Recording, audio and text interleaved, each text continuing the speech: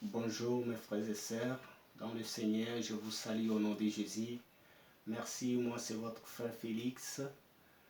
Oui, pour commencer cette vidéo, nous allons méditer dans le livre de Ruth, chapitre 1, verset 15 à 19, qui nous dit ceci. Je le lis avec respect au nom de Jésus. Naomi dit à Ruth, voici ta belle-sœur est retournée vers son peuple et vers son Dieu. Retourne comme ta belle-sœur. Ruth répondit, ne me presse pas de te laisser, de retourner loin de toi. Où tu iras, j'irai, où tu demeureras, je demeurerai. Ton peuple sera mon peuple, ton Dieu sera mon Dieu. Où tu mourras, je mourrai, et j'y serai enterré. Que l'Éternel me traite dans toute sa rigueur, et si cette autre chose que la mort vient à me séparer de toi. Naomi, la voyant décidée à aller avec elle, cessa d'insister auprès d'elle.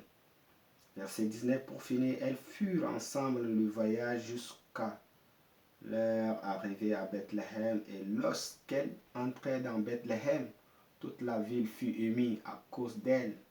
Et les femmes disaient, est-ce que c'est la Naomi? Est-ce que c'est la Naomi? Jusqu'à là, la parole de Dieu, que Dieu bénisse sa parole. Nous allons prier. Tendre Père, nous te bénissons.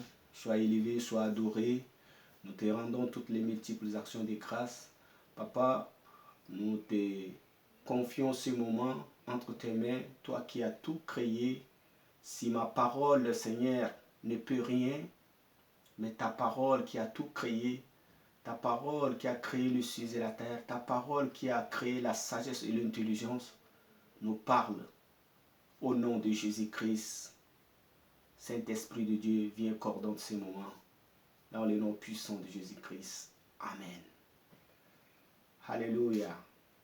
Bien-aimés frères et sœurs, à travers cette émission, je te conseille de suivre du début jusqu'à la fin, parce que je voulais te parler de la part de Dieu, bien sûr, mais sur la prise de décision devant les épreuves. Nous venons de lire le texte dans le livre de Ruth, chapitre 1, verset 15 à 19. Cette histoire va nous enseigner, et nous allons prendre aussi les exemples de d'autres hommes qui ont marché avec Dieu, comment ils ont pris la décision devant leur situation et ils ont réussi, ils sont entrés dans leur prospérité, ils ont fait le succès, ils ont vaincu, ils ont eu la victoire dans tout leur combat de la marche dans la marche de chrétienté. Amen. Naomi avait des belles-sœurs après la mort de ses deux fils et son mari. Sa belle-sœur, qu'elle s'appelle Ruth, l'autre était retournée. Mais Ruth, voyez comment elle a pris cette décision. La Bible dit, elle a dit, où tu demeureras, je demeurerai. Ton peuple sera mon peuple. Ton Dieu sera mon Dieu. Si ce n'est pas la mort, rien ne peut nous séparer. Et sa belle-mère, Naomi, l'a vu, décidé, elle a insisté, elle a cédé de prendre le chemin avec elle. Voici, il y a des moments où nous pouvons tout perdre. Ruth a perdu son mari. Elle est encore très jeune. Elle peut aller chercher un autre mari. Mais elle n'a pas vu cela. Elle a vu ce qui va, la vision que Dieu lui avait donnée, ce qui va arriver dans bientôt. Et vu sa décision, aujourd'hui, on parle de la Ruth dans la Bible étant la grand-mère de Jésus-Christ. Par elle, que la naissance de Jésus-Christ a été passée par elle. Amen. Alléluia. Il ne faut pas négliger des petites choses devant les situations. Ne vois pas ton problème, mais vois ce que Dieu te dit. Vois la vision que Dieu t'a donnée. Ne vois pas les problèmes, les raisonnements. Ne vois pas ta situation personnelle, mais vois ce que Dieu te dit. Voilà pourquoi un enfant de Dieu doit prendre la décision selon la volonté de Dieu. C'est tout ce que nous avons retenu sur cette histoire. Mais nous allons encore parler des noms de Dieu puissants. Élie, les prophètes de feu, le prophète qui a affronté le dieu de Baal, qui a fait descendre le feu du ciel sur la terre. Que tous vous connaissez l'histoire d'Élie et Élisée, mais nous allons baser sur la décision de son fils spirituel Élisée.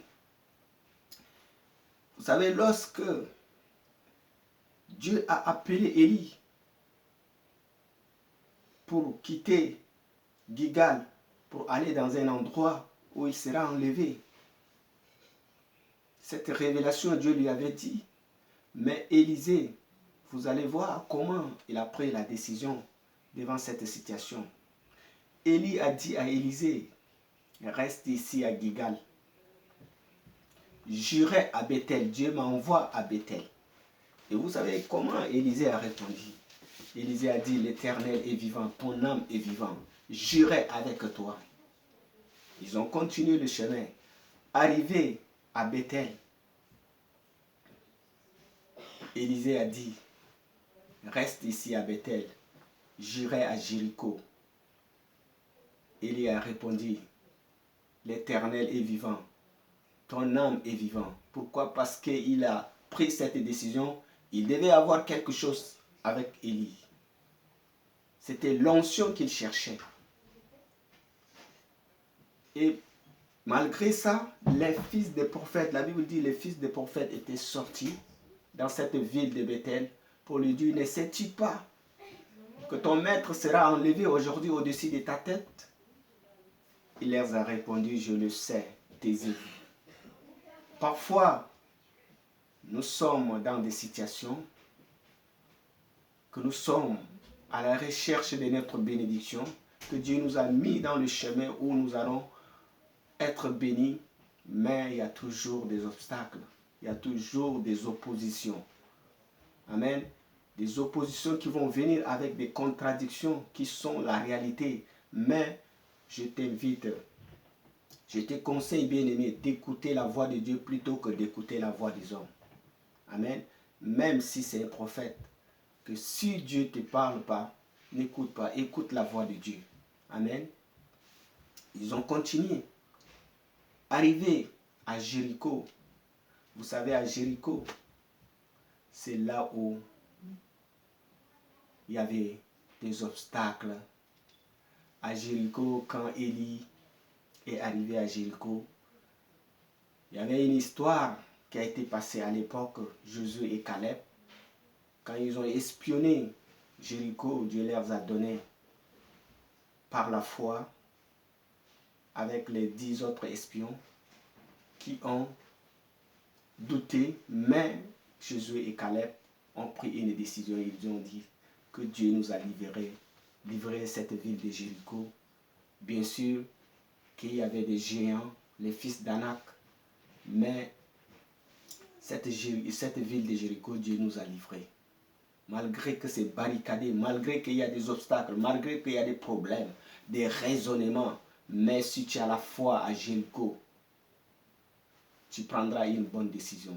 Devant Jéricho, il faut prendre une bonne décision. Les fils des prophètes étaient venus. Ne sais-tu pas que ton maître sera enlevé sur ta tête? Il a dit, taisez-vous. Parfois, il ne faut pas trop crier.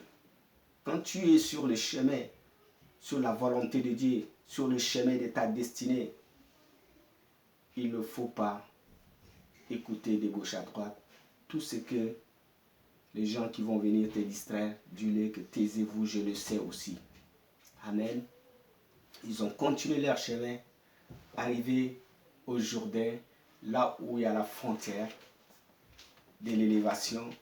Pour avoir ton élévation, il faut d'abord traverser le Jourdain.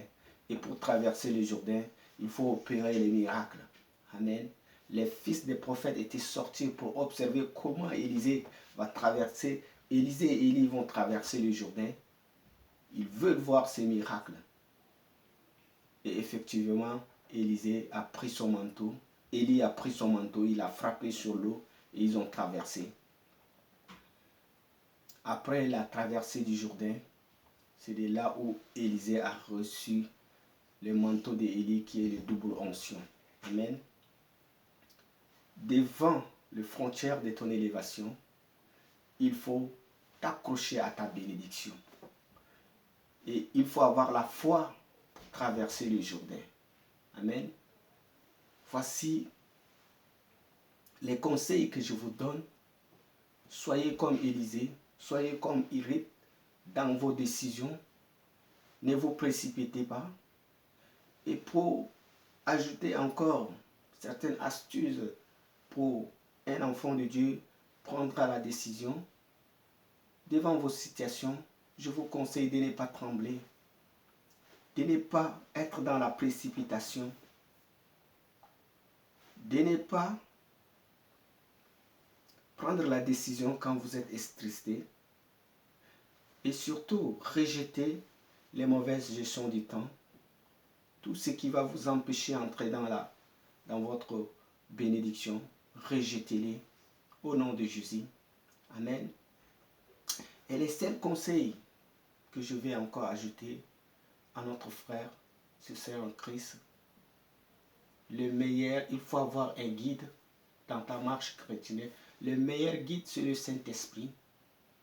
Le Saint-Esprit te conduira là où il y a la contradiction. Reconnais le Saint-Esprit comme ton compagnon. Reconnais-le comme un conseiller, comme un sage. Et tu sortiras dans tes situations. Et le deuxième guide spirituel, c'est ton Père spirituel. En toutes choses, n'oubliez pas de vous s'accrocher de vos pères spirituels qui sont vos pasteurs. Bien sûr, Dieu peut passer par lui pour vous parler aussi. Amen. Sur cette parole, pour cette vidéo, je sais que tu as reçu des bonnes choses. Et pour t'ajouter, je t'ai dit, devant les situations, il faut bénir plutôt que de maudire. Si tu veux prendre des bonnes décisions, il faut persévérer plutôt qu'abandonner. Il faut louer plutôt que de dénigrer. Il faut persévérer plutôt qu'abandonner. Il faut aimer plutôt que de haïr. Amen. Que Dieu vous bénisse.